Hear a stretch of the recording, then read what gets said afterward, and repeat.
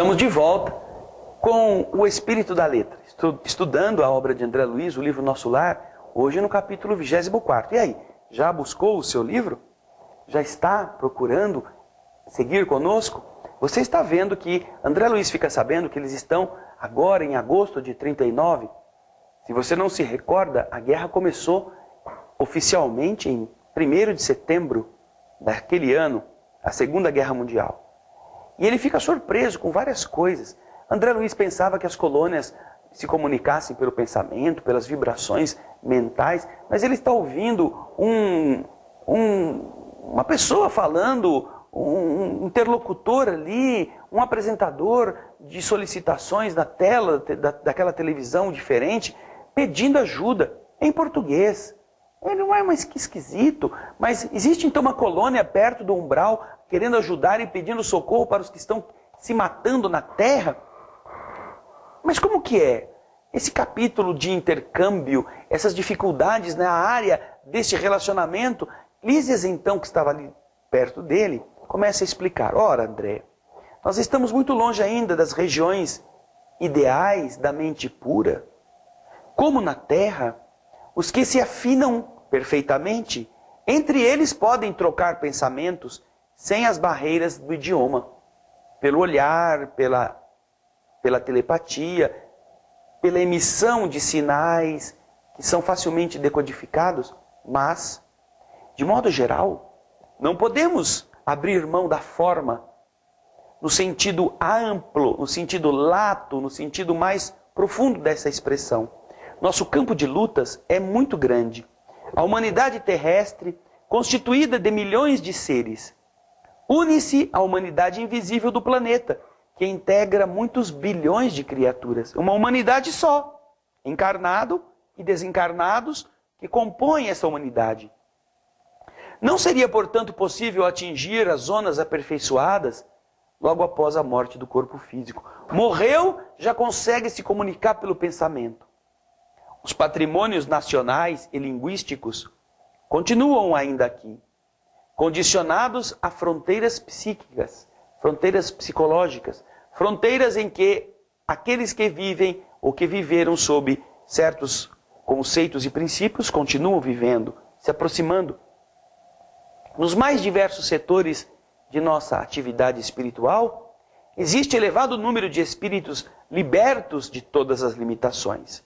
Em vários setores, espíritos que já conquistaram a elevação e que conseguem se comunicar pelo pensamento. Mas é importante considerar que a regra é sofrer-se dessas restrições. É não ter facilidades, porque a maioria ainda ali presente é de espíritos atrasados. Nada enganará o princípio de sequência imperante nas leis evolutivas. Tudo precisa ir de passo a passo. Nada pula as etapas. Aí eles estavam conversando, o que acontece? De novo, interrompe-se a música. E o locutor volta. O mesmo locutor. Emissora do posto 2 de moradia. Continuamos a irradiar o apelo da colônia em benefício da paz na terra. Nevoeiros pesados amontoam-se ao longo dos céus da Europa. Forças tenebrosas do umbral penetram em todas as direções, respondendo ao apelo das tendências mesquinhas do homem. Há muitos benfeitores devotados lutando com sacrifícios em favor da concórdia, do entendimento internacional nos gabinetes políticos. Alguns governos, no entanto, se encontram excessivamente centralizados, oferecendo escassas, pobres possibilidades à ajuda de natureza espiritual positiva, não é? Sem órgãos de ponderação e conselho desapaixonado, caminham estes países para uma guerra de grandes proporções. Ó irmãos muito amados dos núcleos superiores, auxiliemos a preservação da tranquilidade humana. Defendamos os séculos de experiência de numerosas pátrias-mães da civilização ocidental.